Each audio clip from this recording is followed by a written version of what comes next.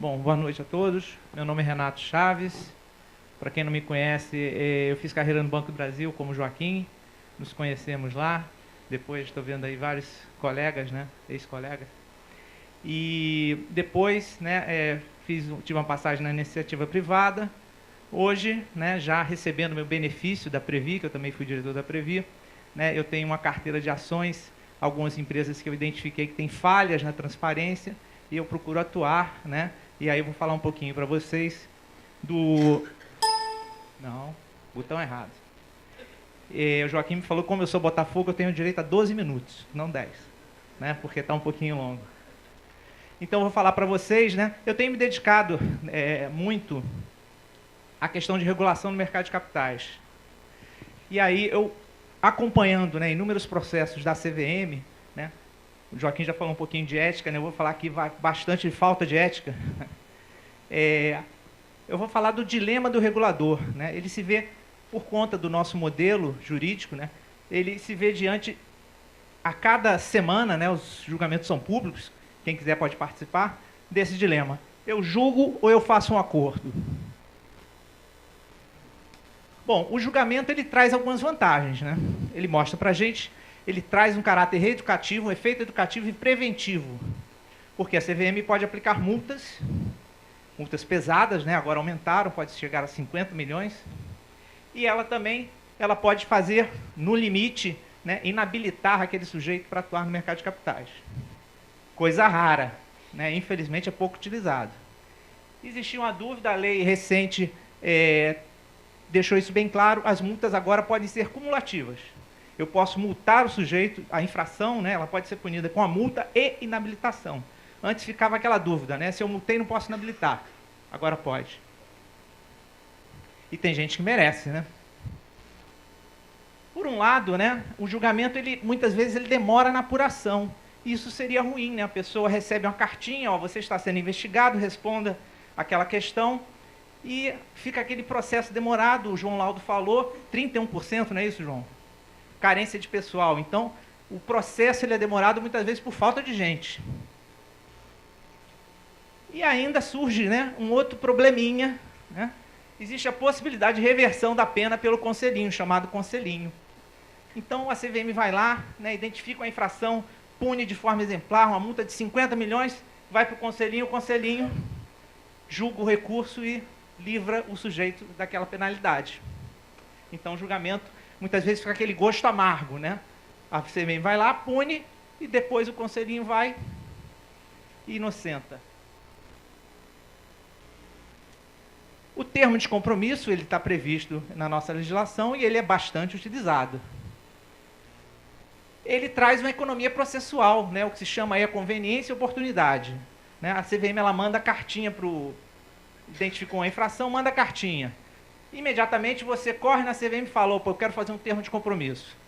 Né? Interessante, né? Com isso você ganha tempo, não tem mais que apurar nada, né? Você já tem ali o acusado apresentando uma proposta. Com isso, o teu pessoal, como o João falou, não tem pessoal, né? A CVM tem carência de pessoal, vai ficar livre para outras atribuições. Você tem a certeza da entrada dos recursos. Se ele se propõe a pagar 50 milhões, você aceitou o termo de compromisso, no dia seguinte, cheque na conta, o DARF, infelizmente, não fica na CVM o dinheiro. Esse dinheiro vai para o Caixa Central do Governo em Brasília. Né? Então, você chega na CVM, tem placa caindo, né? Carpete sujo, né? E você vê de tudo na CVM. Por quê? Tem dinheiro da multa? Não. Né? O dinheiro da multa fica com o governo federal. Sempre foi assim, não é uma crítica pontual. E mais, e aí é que eu fico, né, que eu implico bastante. Eu lembro que eu escrevi o primeiro artigo no Jornal Valor em 2005, a lei de Gerson no mercado de capitais, que eu falava da sensação de impunidade. Né? Por quê? Está descrito também na legislação, deliberação 390, o acusado encerra o processo sem confissão de culpa. Né? Diferente do acordo de leniência, né, dessas coisas que a gente vê por aí, no termo de compromisso, não tem culpa. Então fica aquela sensação de impunidade, né? Aquele sujeito foi lá, fez um acordo, pagou, e aí eu trago alguns tópicos para discussão. Né? A CVM deveria aceitar uma proposta de compromisso, né, termos de compromisso para infrações graves, a própria CVM diz o que é grave, né, não é algo pessoal, né, não é o diretor que resolve se a infração é grave, não, está previsto. Né?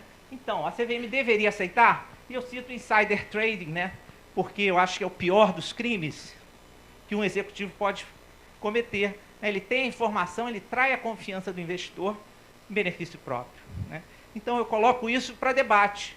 E tenho escrito isso, né, semanalmente, além de participar dos julgamentos da CVM, eu escrevo. Né? E vira e mexe, eu volto nesse assunto. Olha, insider trading tem que ter um tratamento diferenciado, porque é algo muito grave para o mercado. Então, eu sinto que isso deseduca o mercado. É essa a proposta do debate. E mais, né, eu critico a forma como os termos de compromisso estão sendo analisados. Por quê? A deliberação 390 é a regra interna da CVM, uma deliberação que ela mesma cria. Diz lá no seu artigo 9º o seguinte, né, para examinar uma proposta, o colegiado tem que olhar a oportunidade, a conveniência, aquilo que eu falei para vocês, né? Ele vai ganhar tempo, o processo está no início, não vou perder tempo apurando, tá?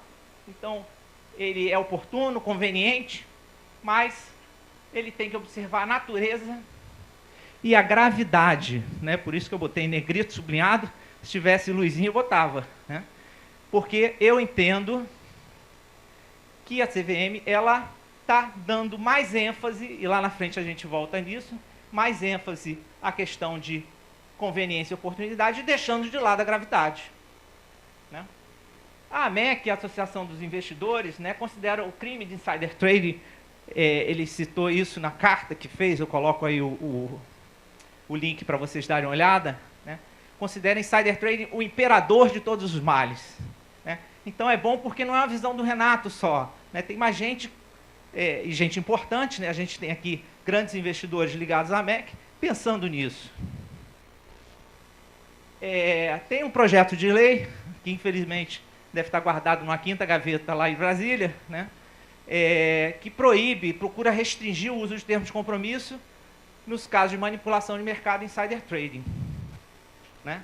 Para evitar, agora a gente vai ter um julgamento grande, né, um julgamento importante daqueles senhores, né, que eu acho que ontem foi solto, né, o irmão foi solto, tem uma história da...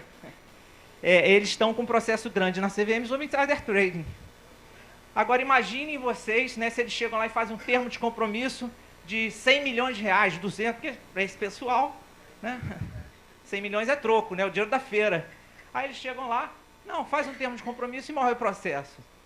Aí eu diria para vocês que é uma esculhambação. Né? Então, no livro eu apresento vários casos de insider trading, né, só para mostrar para vocês rapidinho, né, é sempre envolvendo alguém com poder, né? Um executivo que tem informação privilegiada, é um insider primário, né? Não é aquele garçom, né, que ouviu uma conversa no almoço, falou para alguém e foi lá investir, não. Né? É gente de dentro da companhia que tem dever de lealdade, deveria ter. Então, aqui um caso encerrado com 150 mil. Eu não boto nomes porque não é importante, né? Nosso objetivo aqui não é discutir o caso. Membros do conselho de administração e filhos de um dos conselheiros. Às vezes o pessoal coloca filho, mãe na jogada. Né? E aí é interessante porque existe um comitê que negocia com a pessoa, com o infrator. Então ele vai lá, faz uma proposta de 50 mil, né, e depois fecha um termo de compromisso de 350 mil. Quer dizer, eu até brinco quando eu escrevo no blog, eu falo o seguinte, parece aquele anúncio da Casa Bahia, né? Quer pagar quanto, meu amigo? Né? Então você vai lá, coloca 350, seu crime está perdoado. Mais um caso, o diretor, presidente DRI, quer dizer, o cara acumula.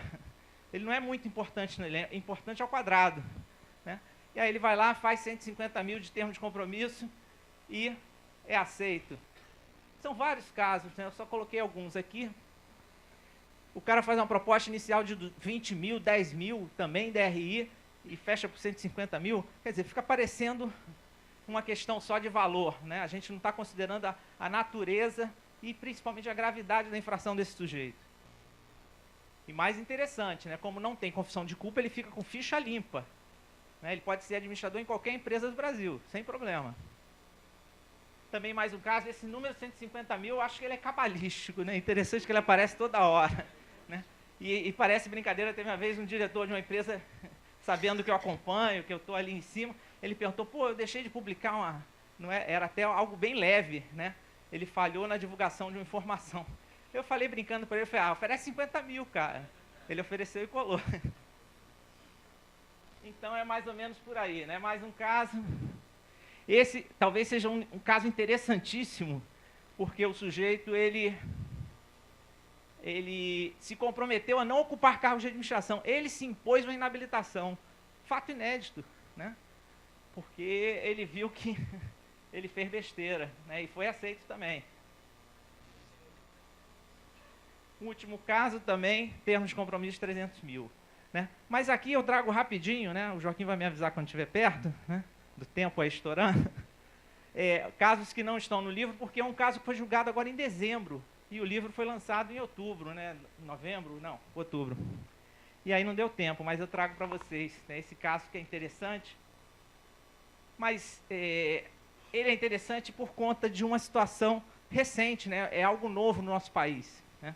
Essa é uma empresa que assinou um termo de acordo de leniência. Ela pagou 12 milhões.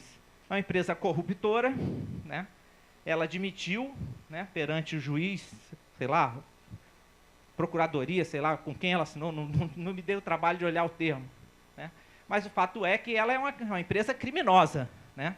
Ela admitiu que corrompeu um agente público. Pagou 12 milhões, resolveu a vida dela lá na esfera criminal. Legal. Só que a CVM abriu um processo, né, em cima desses administradores. E aí ela foi lá e falou, bom, eu já fechei um acordo de leniência de 12 milhões, então o processo morreu. A CVM não.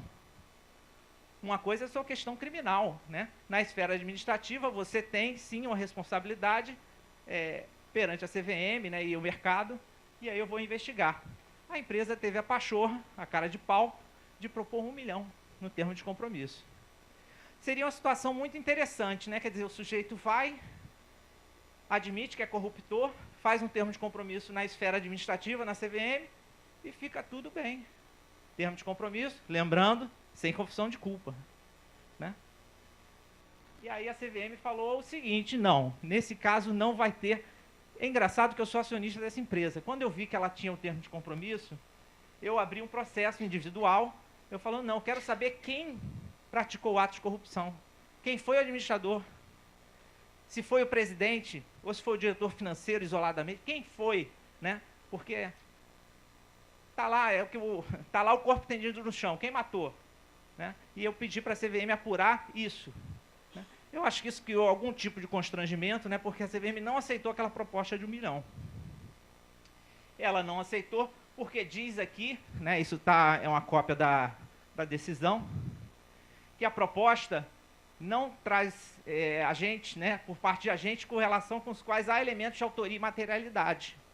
Era uma empresa que tinha comitê de auditoria, políticas financeiras, comitê de risco, ninguém viu nada. Né? E mais, a pergunta que não quer calar, quem foi que assinou o cheque? Né? É isso, né? Ou então encheu o dinheiro, botou dinheiro na mochila, sei lá como é que foi o pagamento. Mas alguém fez isso. Né? E aí a CVM entendeu que não pode fazer um termo de compromisso com essa empresa, porque existe elementos de autoria e materialidade. Quer dizer, alguém fez esse ato de corrupção, praticou. E aí esse comitê entendeu que era inconveniente e inoportuno, né, pelo estágio atual que se encontravam as investigações. Então, a investigação estava tão avançada que não faria sentido, né, não teria já chegou? Oportunidade e conveniência de fazer um termo de compromisso nesse momento. E eu fiz alguma besteira. Opa. Esse aqui é rapidinho, porque é um caso mais antigo, só para a gente ter um paralelo. Né? Esse foi julgado em 2009. 3 acionistas controladores acusados de abuso de poder de controle. Né?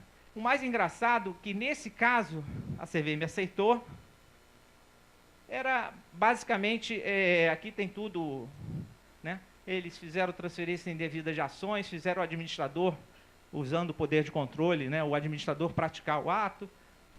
Resumo da história, né, eles propuseram cada um 1 milhão. Né?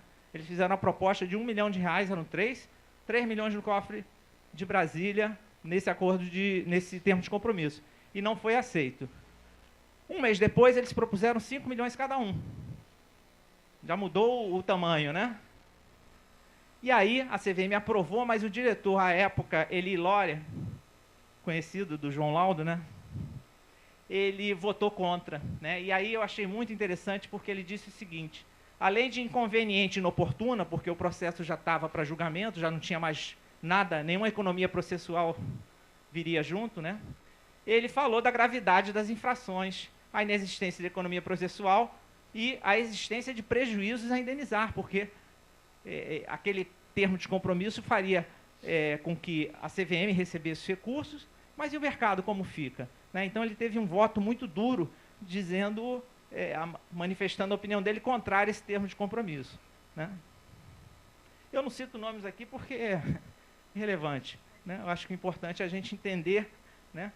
O meu objetivo é exatamente passar um pouquinho disso. Conclusões. Aparentemente, a CVM tem privilegiado a oportunidade de conveniência, deixando em segundo plano a natureza e a gravidade. Essa é a opinião minha. Os casos de termos de compromisso com insider trading, né, que eu bato muito nessa tecla, reforçam essa minha opinião. Uma dúvida que se tem é se os novos valores de multas vão inflacionar os termos de compromisso. Porque se agora, antes a multa ficava restrita a 500 mil, né? Então os termos de compromisso beiravam ali 300 mil, 150 mil, né? Agora a multa máxima é 50 milhões. Será que isso não vai estimular um termo de compromisso maior? Fica a dúvida. O diretor Henrique Machado disse, né, no jornal Valor, né, a crítica era de que em alguns casos a pena não era capaz de reprimir. Né? E agora o ilícito, agora ele entende que vai ser capaz. Vamos ver, né? A lei é recente, talvez o grande teste seja o caso lá da JBS, o insider trading da JBS. E eu gosto muito dessa última, de um diretor da SEC americana, né? A dissuasão funciona no mundo do colarinho branco, quer dizer, tem que ter regulação forte, tem que punir. Né? É o único recado que o mercado entende. Né? Tem que saber, tem que ter medo do xerife. Né? Se o xerife é amiguinho, né? Se tem possibilidade de fazer um termo, o xerife não está cumprindo o papel dele. Bom, quem quiser, esses processos são públicos, né? Estão lá na CVM, o material vai ficar à disposição. E quem quiser dar uma olhada lá no blog da governança, eu estou sempre martelando esse assunto, insistindo, batendo na tecla, além de recorrendo à CVM como investidor, pessoa física, para que isso mude um pouquinho. Obrigado a vocês.